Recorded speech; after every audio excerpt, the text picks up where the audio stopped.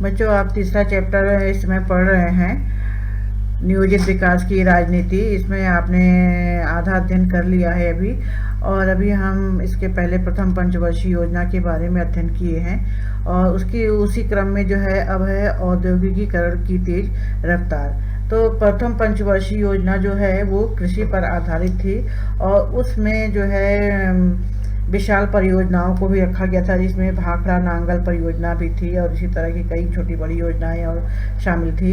तो विकास की गति को और आगे बढ़ाते हुए लोगों ने सोचा कि कृषि पहली पंचवर्षीय योजना पर आधारित थी, और दूसरी पंचवर्षीय योजना में कुछ अलग करना चाहिए, जैसे कुछ उद्योग धंधे भी लगाए जाने चाहिए। तो दूसरी पंचवर्षीय योजना में भारी उद्योगों पर विशेष रूप से जोर दिया गया, और इसमें जो है पीसी महालनोबिस जो है वो एक अर्थशास्त्री थे और योजनाकार भी थे। तो उन्होंने अपनी एक टोली बनाई योजना बनाने के लिए, और उन्होंने ये रखा कि पहली योजना का मूल मंत्र था धीरज। मतलब कोई भी योजना बनाई जाए तो उसमें आराम से काम किया जाए, ना कि तेज गति से। लेकिन दूसरी योजना की कोशिश तेज गति से संरचनात्मक बदलाव करने की थी, और लोग ये सोच रहे थे किसी तरह से तेजी से विकास किया जाए। इसके लिए हर संभव लोग प्रयास कर रहे थे। सरकार भी देसी उद्योगों को संरक्षण देने के लिए भारी शुल्क जो उसके ऊपर लगाया। संरक्षण की इस नीति से निजी और सार्वजनिक क्षेत्र के उद्योगों को आगे बढ़ने में मदद मिला।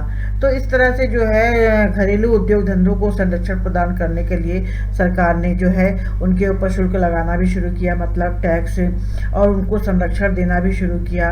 कुछ निजी और सार्वजनिक उद्योग भी थे, उनको आगे बढ़ने में भी मदद की सरकार ने।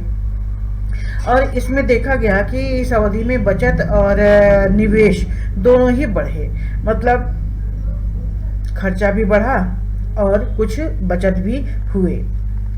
इसलिए बिजली, रेलवे, इस्पात, मशीनरी और संचार जैसे उद्योगों को सार्वजनिक क्षेत्र में विकसित किया जा सकता था। तो ये माना गया कि कुछ चीज़ें ऐसी हैं जिसका हम विकास स्वयं कर सकते हैं। औद्योगिकीकरण पर दिए गए इस जोर ने भारतीय अर्थव्यवस्था के विकास को एक नया आयाम दिया। तो जो सरकार ने सोचा विकास करने के लिए उद्योग धंधों के माध्यम से, और जिन जिन चीज़ों को उसने बढ़ावा देने की, विकसित करने की कोशिश की, उन सब को देखते हुए ये लगा कि हमें अर्थव्यवस्था को बढ़ाने के लिए एक नया दूसरा अवसर मिल गया। इसके साथ ही कुछ समस्याएं भी थीं। भारत प्रौद्योगिकी के लिहाज से पिछड़ा हुआ था, इसके पास अपना कुछ भी नहीं था, और जो कुछ भी बनाना था वो विदेशी विश्व व्यापार से खरीद करके या दूसरे देशों से खरीद करके मुद्रा खर्च करके उसे बनानी पड़ रही थी। तो इसके लिए उद्योगों ने कृषि की अपेक्षा निवेश को ज़्यादा आकर्षित किया। ऐसे में खाद्यान्न संकट की आशंका भी सता रही थी। भारत के योजनाकारों को उद्योग और कृषि के बीच में संतुलन भी बनाने का काम करना था, कि किस तरह से उद्योग धंधे भी चलते रहें और कृषि के कार्य भी चलते रहें, और दोनों में बैलेंस भी बना रहे। तीसरी पंचवर्षीय योजना जो थी वो दूसरी पंचवर्षीय योजना से थोड़ी अलग थी,